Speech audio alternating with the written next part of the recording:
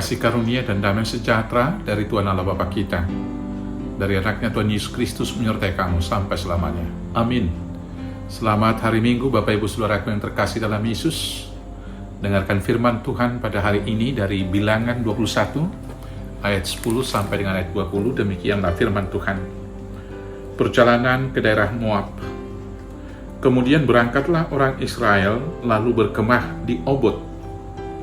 Berangkatlah mereka dari Obot, lalu berkemah dekat reruntuhan Diabarim, di padang gurun di sebelah timur Moab.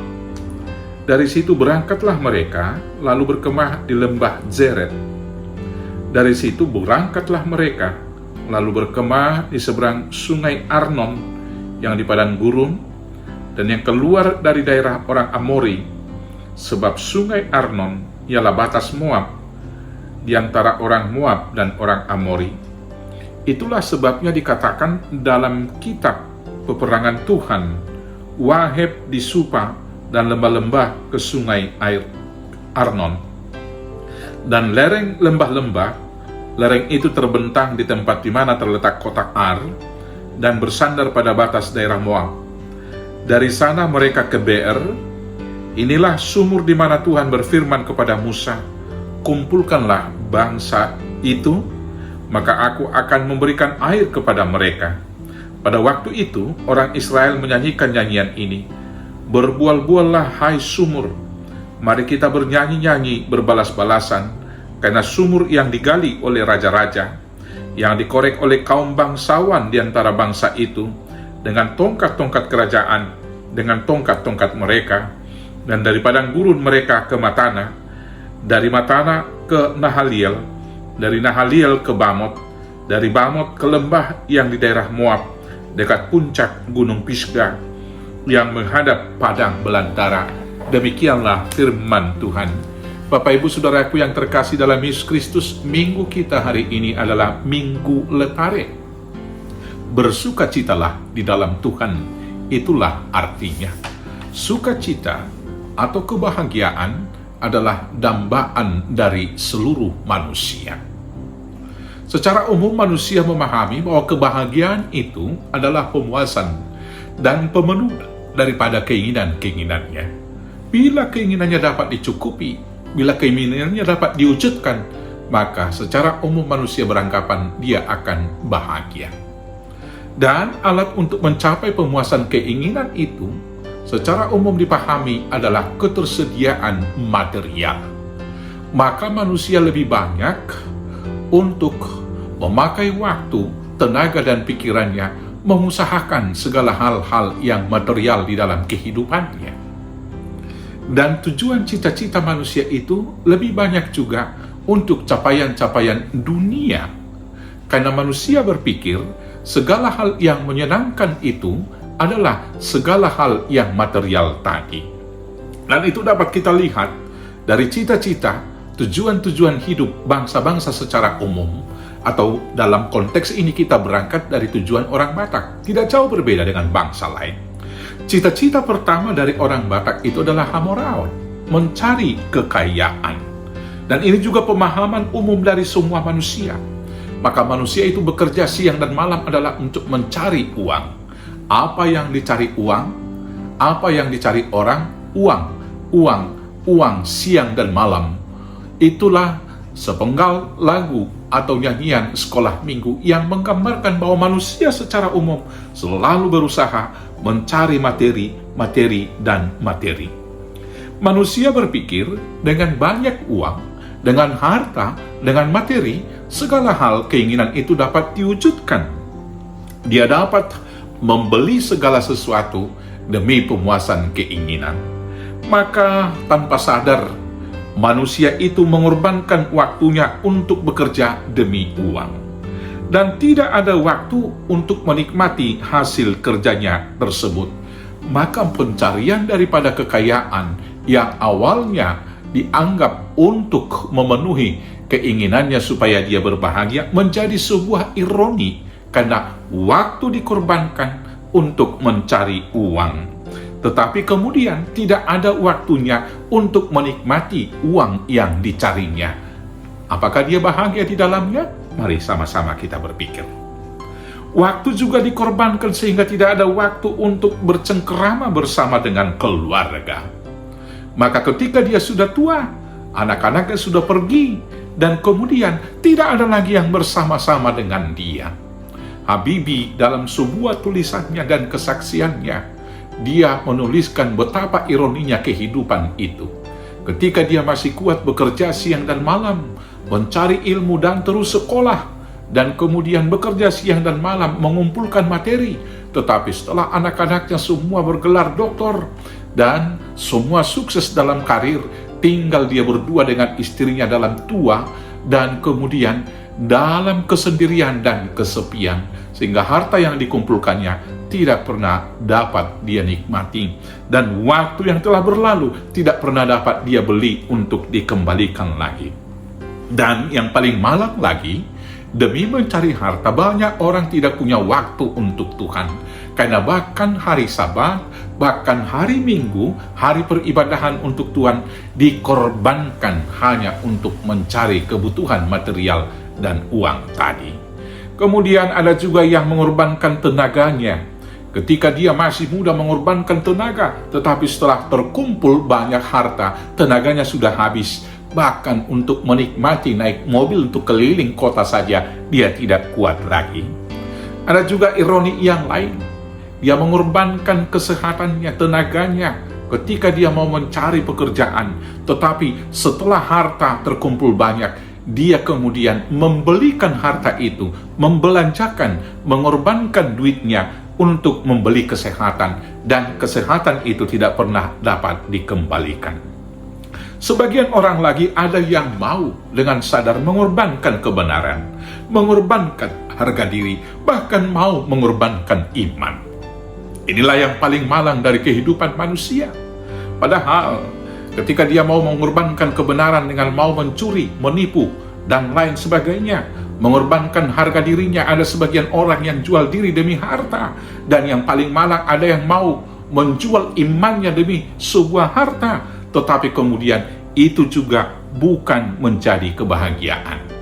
Maka firman Tuhan benar, ketika orang obsesif dengan harta, dia akan kehausan, dahaga dan dahaga terus-menerus. Dan sekali lagi, pemuasan keinginan dengan materi tidak pernah memuaskan dahaga seseorang akan kebahagiaan. Dan orang yang demikian tidak akan bahagia. Ada orang berpikir untuk bersuka cita berletar mendapat kebahagiaan, yaitu melalui kuasa. Dalam tradisi, pada masa-masa zaman dahulu, untuk menerima dan mendapat kuasa itu harus mempunyai anak keturunan yang banyak. Maka cita-cita yang kedua dari orang Batak adalah Hagabion. Di dalam bahasa Batak atau orang Batak ada satu ujar-ujar yang mengatakan, Torop do hajuaraon. Makin banyak masa, makin banyak orang, makin banyak anak yang mendukung kita, maka kita akan berkuasa di suatu daerah. Tetapi kemudian kita melihat faktanya, bahkan orang yang berkuasa sekalipun sering sekali tidak dapat menikmati kebahagiaan itu kalau kekuasaan itu dipakai dan dipertahankan dengan mengandalkan banyaknya orang, dengan mengandalkan kekuatan, dengan mengandalkan kekuasaan, dengan mengandalkan senjata dan kekerasan. Karena fakta di dalam kehidupan kita, orang yang berkuasa sibuk mempertahankan kekuasaannya. Maka dia mencurigai segala sesuatu, kemudian melakukan tindakan kekerasan, menumpas pemberontakan dan lain sebagainya, dan senantiasa diliputi oleh ketakutan akan ada yang menjatuhkan dia. Demikian sebagian orang kalau menganggap kebahagiaan itu adalah orang atau anak-anak yang banyak. Ada orang karena obsesif untuk mendapatkan seorang anak, maka dia mau menikah lebih dari sekali atau berpoligami, dan hal itu tidak pernah akan mencukupkan kebahagiaannya. Cita-cita yang berikut, yang ketiga yang diharapkan oleh orang lain untuk membahagiakan dia adalah nama yang masyhur atau hasangapon. Demi nama yang masyhur, banyak orang sekarang ini mencoba untuk mempromosikan diri. Kemudian ada budaya-budaya flexing, segala sesuatu diposting tentang kegiatannya supaya dia boleh diakui dan dilihat oleh orang lain aja. Tetapi yang kemudian tidak sedikit yang mau menjelekkan, menfitnah, bahkan mencoreng nama orang lain dengan kata-kata ujaran kebencian dan lain sebagainya, maka pengejaran akan ketenaran, pengejaran akan nama yang masyhur, pengejaran akan penghargaan tidak akan membahagiakan dan tetap membuat manusia itu kehausan. Bapak Ibu Saudaraku yang terkasih dalam Yesus Kristus, hari ini kita diingatkan bahwa air kehidupan hanya yang diberikan oleh Tuhan. Dan kemudian di epistel sudah kita baca di dalam Yohanes 4 itu, Tuhan Yesus menawarkan air kehidupan yang tidak akan pernah membuat seseorang yang menerimanya kehausan, yaitu air hidup yang diberikan oleh Tuhan Yesus. Apa yang mau dikatakan di sana? Kebutuhan jasmani tidak akan cukup bagi hidup manusia. Karena hidup jasmani tanpa terpenuhi kebutuhan rohani tidak akan berarti apa-apa. Firman Tuhan di dalam Matius 16 ayat 26 berkata, apa gunanya seseorang memperoleh seluruh dunia tetapi kehilangan nyawanya? Artinya, apa gunanya memiliki harta kekayaan, kuasa dan kehormatan bila kehilangan jiwanya? Sukacita dan kebahagiaan tidak dapat dijamin oleh harta. Sukacita dan kebahagiaan yang sempurna adalah lahir dari hati. Maka kebahagiaan dan sukacita berlestari diperoleh apabila kebutuhan rohani dan jasmani itu terpenuhi. Bapak Ibu Saudaraku yang terkasih dalam Yesus Kristus, sukacita dan kebahagiaan sejati bukan soal kepemilikan. Sukacita yang sejati tidak reaktif. Artinya bukan sekedar rasa suka karena memperoleh harta, kuasa, dan nama yang masyhur. Sukacita dan kebahagiaan sejati sesungguhnya lahir dari hati yang bebas dari rasa takut. Banyak orang yang ketakutan akan kekurangan. Dan ini bukan hanya orang yang miskin. Orang yang sudah sangat kaya sekalipun akan senantiasa merasa kekurangan dan kekurangan bila dia obsesif dengan harta. Tetapi orang yang sudah bebas dari rasa ketakutan karena dia sudah meyakini hidupnya dijamin Tuhan, dan kemudian dia dapat menjalani kehidupan itu dengan rasa syukur, dialah orang yang paling bahagia. Kemudian orang yang paling berbahagia juga adalah orang yang sudah bebas dari rasa iri dan benci. Sekaya apapun seseorang, setinggi apapun kuasa dan jabatan, dan semasyhur apapun namanya, kalau dia masih iri akan kelebihan orang lain, kekayaan orang lain, kemasyhuran nama orang lain, maka semua hal yang dia peroleh, harta yang melimpah, kekuasaan yang menjulang, dan nama yang masyhur tidak akan pernah dinikmati karena dia selalu iri dengan orang lain. Maka kebahagiaan itu adalah rasa syukur atas segala hal yang sudah diterima. Demikianlah sesungguhnya air kehidupan itu mengalir dari hati. Rasa syukur itu mengalir dari hati. Di dalam Amsal 4 ayat 23 maka di sana dikatakan, jagalah hatimu dengan segala kewaspadaan, karena dari situlah terpancar kehidupan. Maka supaya kebahagiaan dan sukacita kita peroleh, marilah kita memenuhi kebutuhan daripada sukacita yang abadi, yaitu kebutuhan batin kita. Supaya hati kita bebas dari rasa takut, bebas dari benci, dan senantiasa penuh ucapan syukur, maka kita harus menerima air kehidupan dari Tuhan dengan cara yang pertama, merenungkan firman Tuhan siang dan malam. Di dalam Mazmur 119 ayat 97 di sana dikatakan demikian, betapa kucintai Tauratmu, aku merenungkannya sepanjang hari. Merenungkan hukum Taurat Tuhan membuat kita akan lebih bijaksana dari musuh-musuh kita, membuat kita berakal budi dari para pengajar, dan membuat kita mengerti dari orang-orang tua. Maka firman yang menuntun kita itu akan membawa kita kepada tujuan yang pasti. Maka biarlah kita berseru, sebagaimana pemazmur dalam Mazmur 119 ayat 105 mengatakan, firman-Mu itu pelita bagi kakiku dan terang bagi jalanku. Firman Tuhan akan menuntun kita melihat hidup kita dijamin Tuhan. Firman Tuhan akan menuntun kita bebas dari keterikatan dunia. Firman Tuhan akan menuntun kita bebas dari iri, takut, dan dengki.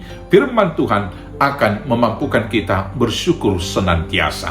Setelah kita dipandu oleh firman Tuhan, maka kita hidup senantiasa di dalam Tuhan dengan berserah kepada Tuhan, mengikuti Tauratnya, dan bersyukur bermazmur setiap hari. Bersukacitalah di dalam Tuhan. Sekali lagi kukatakan, bersukacitalah. Tuhan Yesus memberkati. Amin. Kita bersatu dalam doa.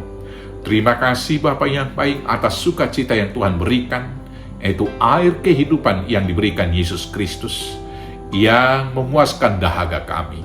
Biarlah kami hidup dengan takut akan Tuhan, hidup di dalam Tuhan dan penuh pengucapan syukur, sehingga kami bebas dari keterikatan dunia. Dengan demikianlah sukacita kami disempurnakan di dalam nama Yesus Kristus Tuhan Juru Selamat kami yang hidup. Amin. Selamat hari Minggu, selamat berbahagia di dalam Tuhan. Tuhan Yesus memberkati. Horas.